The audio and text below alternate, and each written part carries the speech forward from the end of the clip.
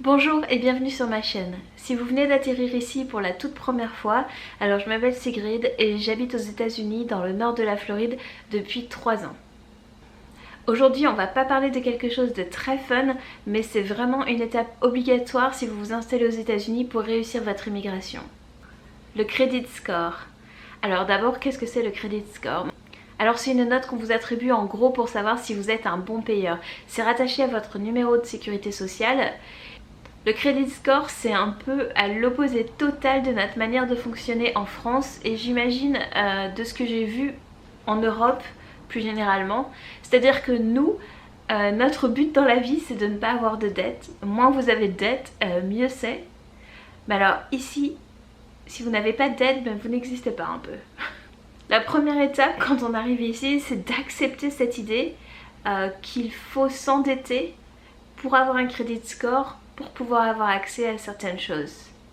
Parce que vraiment le credit score est pris en compte pour tout. Par exemple, vous prenez un nouvel appartement, vous voulez ouvrir la ligne d'électricité ou d'eau et là on va regarder votre credit score. Et suivant votre credit score, vous allez devoir payer un acompte plus ou moins élevé. Le credit score, c'est un nombre compris entre 330 et 849 et c'est calculé par 3 agences, TransUnion, Equifax et Experian. Tout ce qui est entre 650 et 700 c'est moyen, tout ce qui est en dessous 650 c'est plutôt mauvais et tout ce qui est au-dessus de 750 c'est excellent. Dans le concret, en plus de l'exemple de l'appartement un peu plus tôt, si vous n'avez pas de credit score, vous n'aurez pas de crédit et si vous avez un mauvais credit score, vous aurez un plus gros acompte si vous faites un gros achat comme une voiture et vous aurez aussi des plus gros intérêts, voire carrément des refus. Ce qui rentre en compte pour le calcul de votre credit score, c'est la constance de vos paiements, le pourcentage d'utilisation par rapport à votre crédit. Par exemple, vous avez une carte de crédit de 1000 $. Si vous utilisez 990 $, ça va pas vous faire des bons points pour votre credit score, mais si vous utilisez que 20 $, là oui. L'ancienneté de votre crédit, parce qu'évidemment c'est toujours mieux vu si ça fait 3 ans que vous payez régulièrement sans jamais de retard plutôt que ça fait seulement 2 mois. Et le nombre de crédits que vous avez. Alors là c'est très bizarre, mais il faut un juste milieu. C'est-à-dire que si vous avez trop de crédits, c'est pas très bon. Si vous n'en avez qu'un, c'est pas bon non plus. Alors en gros, il faut comptabiliser une moyenne de 3-4. Apparemment 4 c'est pas toujours assez, c'est assez dingue. Mais par exemple, si vous payez votre voiture, si vous payez votre loyer, si vous avez une carte de crédit et puis par exemple vous avez une autre carte de crédit, par exemple magasin, bah voilà, là vous avez une bonne moyenne. Si vous avez juste une carte de crédit, ils estiment que c'est pas assez pour savoir. Et ils calculent aussi ce qu'on appelle les hard inquiries. Alors ça c'est quand justement vous demandez un crédit quelque part, la compagnie, alors la banque, le dealer de voiture, le vendeur de voiture, ils vont regarder votre credit score, mais à chaque fois que quelqu'un regarde votre credit score, vous perdez des points. Parce que voilà. Plus je parle de ce truc, plus ça me semble débile. Donc à chaque fois qu'une entreprise ou une banque regarde votre credit score, vous perdez des points. Mais vous avez le droit, vous, de le regarder une fois par an gratuitement.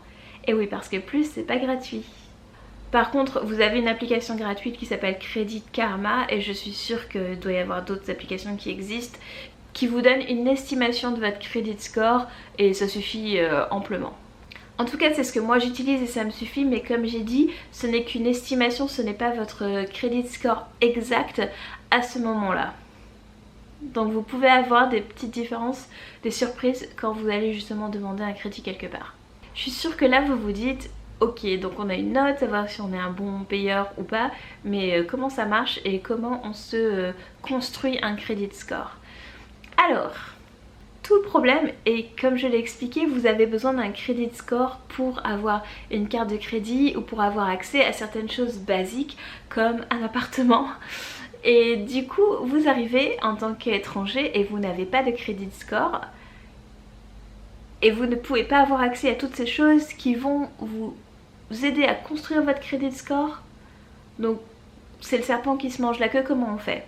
Ce sont juste des petites astuces, c'est des trucs que moi j'ai fait. Après il y a peut-être d'autres solutions, d'autres moyens de contourner, je ne sais pas. Mais j'ai trouvé que le plus simple, et c'est une amie qui me l'avait suggéré, c'est d'ouvrir ce qu'on appelle une Secured Credit Card. Donc c'est une carte de crédit mais avec votre propre argent. Oui. Quand vous ouvrez un compte en banque ici, vous avez presque automatiquement un checking account, ça c'est un compte en banque normal, et un saving account. Ça pourrait être un compte épargne, mais c'est pas exactement la même chose. Toujours est-il que c'est ce compte savings qui va nous intéresser là maintenant, parce que vous allez mettre de l'argent, donc save money, sur ce compte et vous n'allez pas y toucher. Et c'est ce qui va vous permettre d'avoir une Secured Credit Card. Donc vous allez aller voir votre banquier et vous allez leur dire voilà, j'ai, je sais pas, moi j'ai mis 1000 $ de côté, je voudrais une Secured Credit Card. Et donc là ils vont vous demander ok, combien, est-ce que vous voulez 400, 500, et ils vont bloquer cette somme de votre saving. Ils vont vous donner une carte de crédit pour utiliser cet argent. Et en fait c'est pour ça que c'est une Secured Credit Card, parce que c'est pour eux c'est aucun risque. Personne ne prend de risque dans ces cas-là et c'est pour ça que vous y avez accès, parce que c'est votre propre argent. Du coup je vous conseille de trouver une bonne balance entre l'argent dont vous pourriez avoir besoin. Par exemple si vous avez juste 1000 sur votre saving account, ne prenez pas une Secured Credit Card de 1000 $. Faites plutôt 500, comme ça si vous arrive quelque chose vous avez toujours accès librement à vos autres 500 $. Parce que les autres 500 $ que vous prenez pour la credit card, ils seront bloqués. Parce qu'évidemment les 500 autres dollars vous pourrez toujours les dépenser via votre carte de crédit, mais rappelez-vous, si vous dépensez tout l'argent qui est disponible, eh bien vous perdez des points. Donc gardez un peu d'argent de côté pour vous en cas de gros besoins et essayez de dépenser par exemple sur 400 ou 500 $, une petite centaine de dollars, voire moins. La règle générale c'est d'essayer de rester en dessous de 30% de la totalité de la somme à votre disposition. Donc, à part le fait que c'est votre argent, ça va fonctionner comme une carte de crédit normale. Donc tous les mois vous allez recevoir une facture et vous devrez payer. Alors vous n'êtes pas obligé de rembourser tout d'un coup, mais évidemment je vous conseille pour monter votre credit score de rembourser la totalité chaque mois. Autre astuce, si vous avez de la famille aux États-Unis ou si vous avez des amis plutôt proches, parce que s'ils font ça pour vous ils sont très sympas, c'est de se faire mettre en Authorized User sur la carte de crédit de quelqu'un d'autre qui a, attention il faut bien choisir, un bon credit score, parce que si vous choisissez quelqu'un qui a un mauvais credit score, ça va vous pénaliser aussi. Là pour le coup vous n'avez rien à faire, la personne elle doit vous ajouter en Authorized User sur sa carte. Et évidemment après elle n'est pas obligée de vous en donner une, parce que elle a peut-être pas envie que vous dépensiez son argent et que vous l'endettiez. Mais par contre tous ces paiements qui vont être reportés, donc tous les mois quand cette personne rembourse sa carte de crédit, ce sera comme si vous-même vous remboursiez la carte de crédit. Donc ça va être comptabilisé dans votre credit score ainsi que le sien. Je sais pas si c'est très clair, mais en gros eux ils vont continuer à utiliser leur carte normalement, vous n'avez rien à faire. Et leur historique de paiement va s'ajouter à votre historique de paiement. Donc si ce sont des bons payeurs avec un bon credit score qui gèrent bien, qui dépensent pas trop, etc., eh bien ça va se refléter de la même manière sur votre credit score. J'ai aussi lu à l'époque, quand je me renseignais moi-même sur le credit score, des gens qui vous conseillaient de faire un gros achat comme une voiture ou une maison et de bien payer tous les mois pour monter votre credit score. Le problème c'est que ce sont des achats qui vont être très difficiles pour vous à accéder si vous n'avez pas de credit score à la base. Donc je pense qu'il vaut mieux commencer par les petites cartes de crédit. Quand j'ai acheté ma voiture, j'avais un credit score d'à peu près 6 mois que je pouvais voir sur Credit Karma. Mais la mauvaise surprise c'était que par contre le concessionnaire lui ne pouvait pas voir mon credit score. Pour eux c'était comme si j'en avais pas. Il me semble qu'il faut un historique d'à peu près 8-10 mois pour que toutes les compagnies puissent voir votre credit score. Du coup ne tardez pas vraiment, c'est un truc sur lequel vous devez bosser direct en arrivant. Moi j'ai commencé à peu près 2-3 mois après être arrivée et j'ai regretté de ne pas avoir commencé tout de suite. Mais il m'a fallu un peu de temps pour comprendre comment ça fonctionnait, etc. parce que je ne savais pas avant d'arriver. Donc personnellement j'ai fait la Secured Credit Card.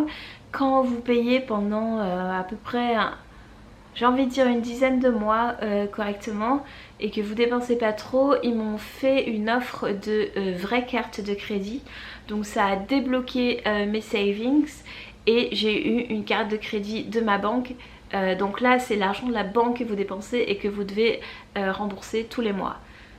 Une vraie carte de crédit. Autre petit truc, si c'est possible, si vous louez un appartement, essayez de faire reporter votre loyer. C'est-à-dire que si vous payez tous les mois votre appartement, moi c'est mon cas, je loue via une agence. C'est à peu près tout le temps comme ça ici, c'est très rarement direct au propriétaire comme ça se fait beaucoup en France et en Europe. Et je paye mon loyer en ligne via une autre compagnie, c'est mon agence qui s'occupe de tout ça. Et cette autre compagnie reporte tous les mois le paiement de mon loyer aux agences qui calculent votre credit score. Si vous payez votre loyer tous les mois à l'heure, c'est quelque chose qui vous rapportera aussi des points pour votre credit score. Ne vous dites pas que vous pouvez vous en passer et que ça peut attendre, bossez vraiment là-dessus tout de suite. Je sais que moi j'ai eu énormément de mal avec le principe de il faut que je m'endette, alors que justement je suis arrivée assez fauchée à cause de mes frais d'immigration, mais sans dette, et là il fallait que je